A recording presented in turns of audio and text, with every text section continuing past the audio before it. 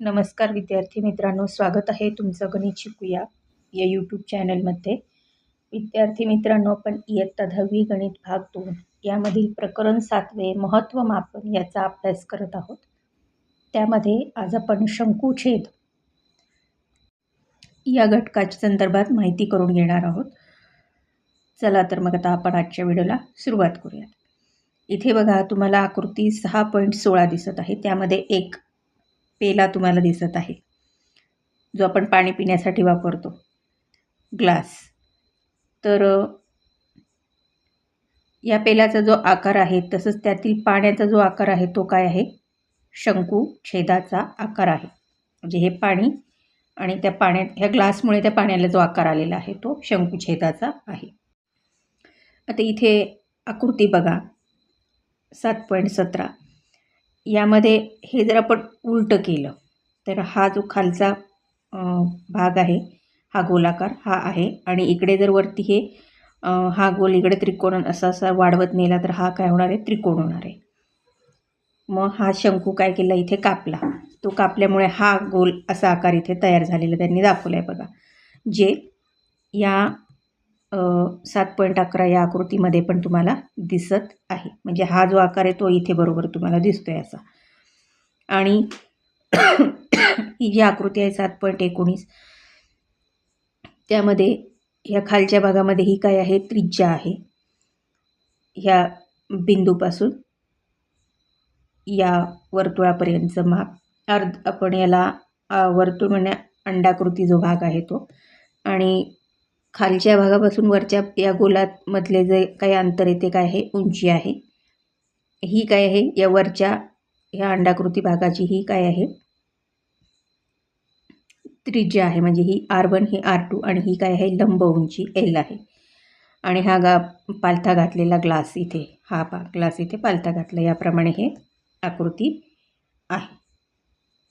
आता आकृतीमध्ये एक शंकू पालथा ठेवलेला दाखवला आहे. या शंकूचा त्याच्या तळाला समांतर असा छेद घेतला, त्यामुळे दोन जे भाग झालेले आहेत त्यातील एका भागाचा आकार शंकूचा आहे, म्हणजे हा इथे वरती, आणि राहिलेला भाग काय आहे? शंकुछेद आहे. शंकूप्रमाणे शंकुछेदाचे पृष्ठफळ आणि घनफळ काढता येते.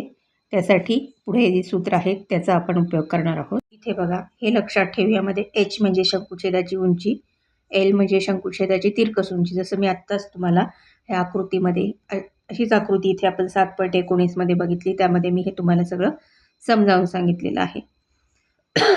आता शंकुछेदाची तिरकस उंची कशी मोजायची? तर L बरोबर वर्गमुळात Hचा वर्ग अधिक कंसात R1 वजा R2 कंसाचा वर्ग, शंकुछेदाचे वक्र पृष्ठफळ पाय L कंसात R अधिक R2.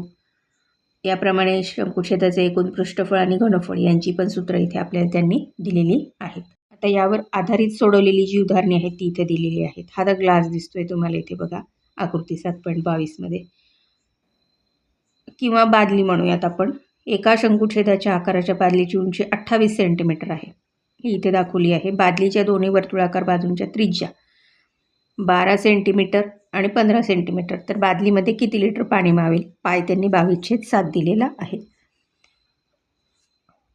बादलीच्या वर्तुळाकार बाजूंच्या त्रिज्या R1 15 सेंटीमीटर, R2 12 सेंटीमीटर, बादलीची उंची 28.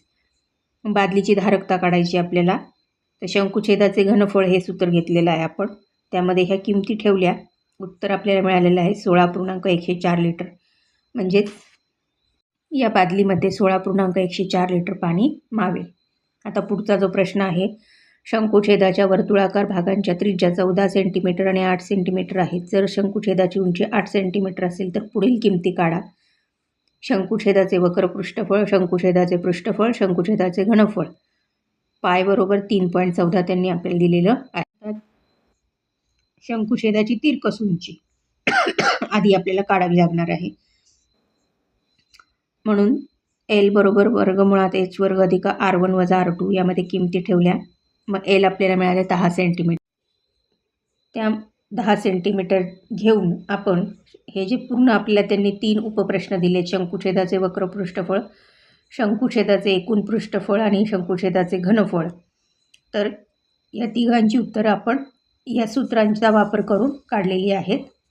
ती इथे आहेत.